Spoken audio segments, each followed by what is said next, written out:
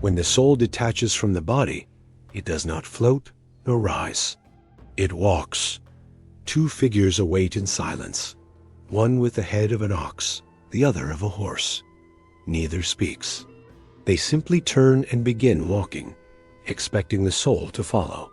The ground beneath shifts from stone to mist to something else entirely. A black road suspended over golden clouds. There is no wind, no sound, just the hum of distance. As the figures guide the soul deeper into the unknown, a structure appears ahead, long and thin, curving into the horizon like a serpent. It is the Naihe Bridge. No chains hold it. No barriers prevent a fall. The sides of the bridge rise only slightly, ridged like teeth or dragon spines, just enough to hint at safety, but never promise it. Below, something moves. The soul leans closer to the edge and sees shadows writhing in the golden clouds. Things that do not blink, do not breathe, but wait. The figures stop walking. The bridge is now in front. This is where they leave. The ox head turns slightly, as if to gesture forward. Still silent, the soul takes a step.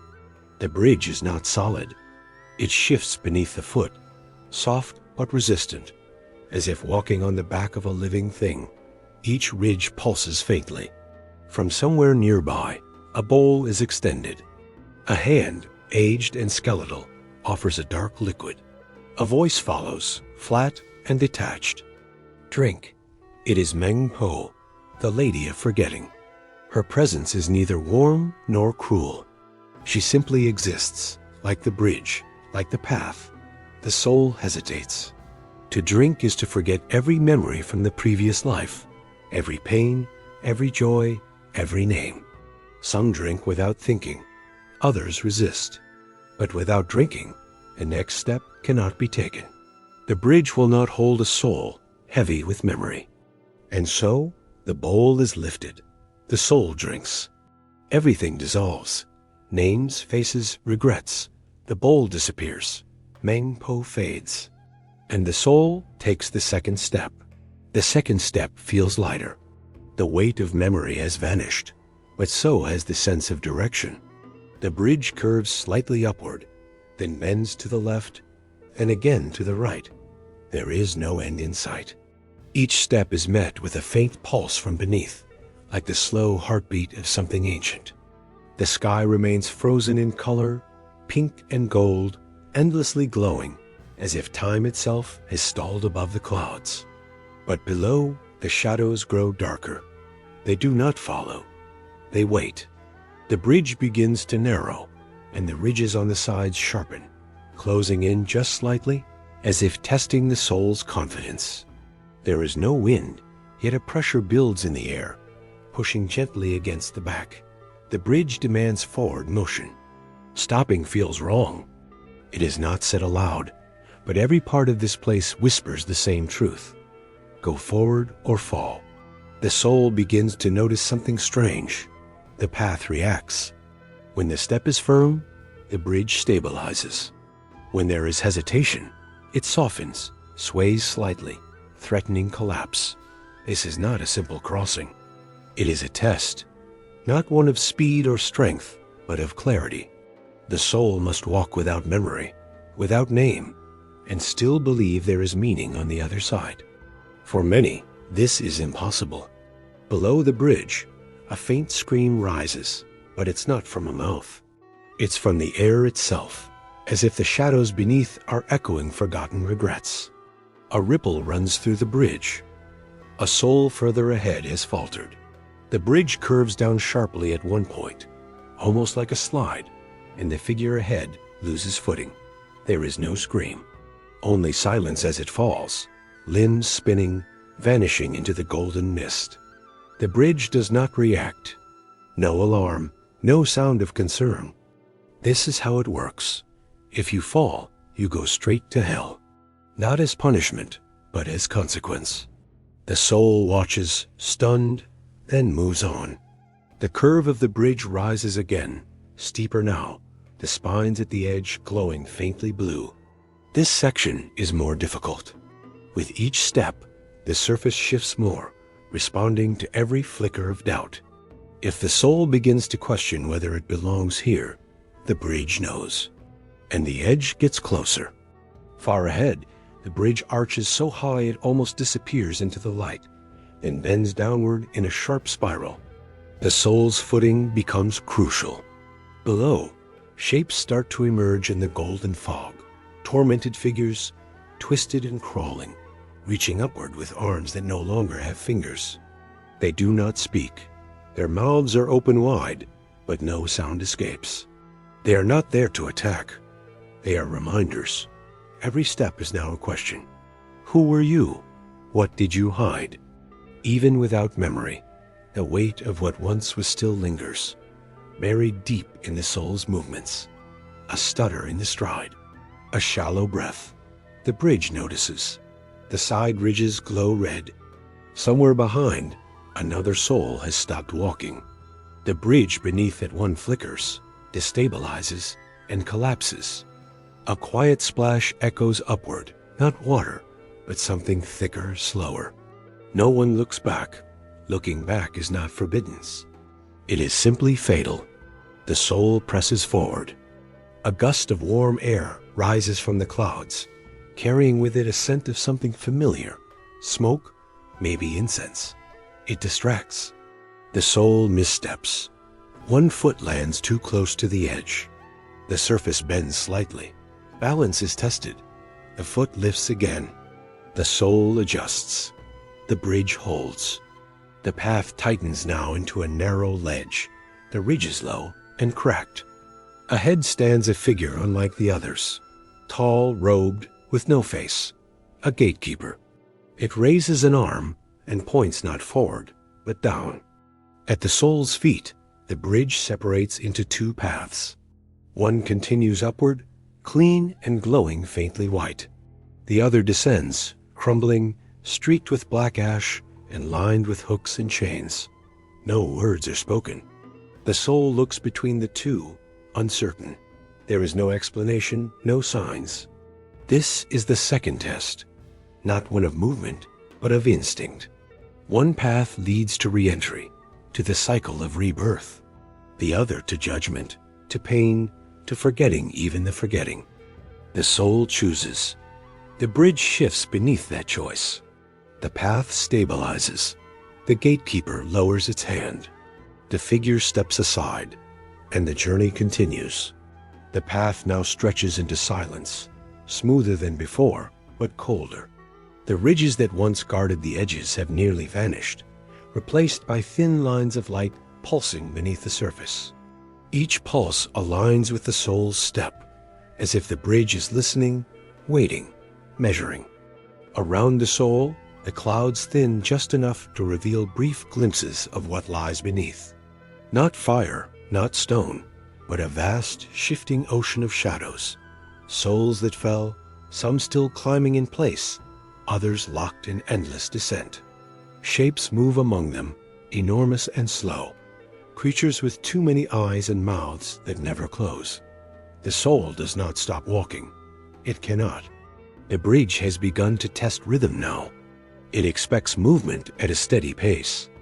A pause too long triggers a tremor. A sudden sprint makes the path narrow. The balance must be perfect. The soul sees another figure up ahead. A child this time, small, walking alone. The child turns briefly, revealing no eyes. Only smooth skin where a face should be. It walks effortlessly, steps in perfect rhythm, untouched by fear. The soul realizes something. Memory may be gone, but fear remains. And fear is heavier than history. The bridge reacts more violently to fear than anything else. That is its true test. Not worth, not deeds, but weight. Emotional weight, doubt, regret, pride, shame, all hidden in the body even when the mind forgets. That is what makes some fall while others cross. The soul steadies its breathing. Focus returns. Ahead, the bridge opens slightly, revealing a resting platform. A flat circular section with no ridges, no edge, just open space. At its center is a mirror. It floats, suspended in the air, round and thin, framed by a ring of black fire. The soul approaches. The mirror shows not a face, but moments. Actions from the life that was, some good, some cruel. All true. The soul does not look away. The mirror does not judge. It only shows. After a few seconds, the fire fades and the mirror dissolves into ash. The platform shakes once and forms a new segment of the bridge. The path forward resumes, and the soul walks again. The bridge begins to narrow until it becomes a single path wide enough for 1 foot at a time. The ridges vanish completely. There is no edge, no protection, only air. And then, for the first time, the soul hears something from below. Not a scream, but a voice, familiar, whispering its name. A name it no longer remembers. The clouds beneath part slowly, revealing what lies below the bridge, a chasm of fractured worlds, stacked like layers of shattered mirrors. This is Diyu, the Chinese underworld. It is not fire and brimstone. It is geometry and punishment. Labyrinths where walls are made of teeth, rivers of blood that never dry, insects with human faces devouring flesh that grows back endlessly, mountains made of knives that rotate as you climb them, entire cities of the damned who relive their worst memory on a loop until even the memory rots. At the lowest level, time does not move, nothing changes. Souls sink into the mud of their own shame and forget they were ever anything else. The fall is silent. The suffering is not. The soul sees this, not as a threat, but as a promise. That is what waits beneath the bridge. Not death, not erasure, continuation without redemption. The bridge reacts to fear. It pulses once, twice. Ahead, a final archway appears, black stone, half-formed, floating in the mist. But before the soul can reach it, the bridge throws one last challenge. A figure appears, identical to the soul.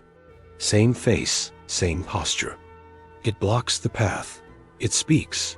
You do not deserve to pass. This is not a test. This is not metaphor. It is the last piece of guilt given shape. The soul cannot speak. The figure lunges fast and silent. The soul dodges barely.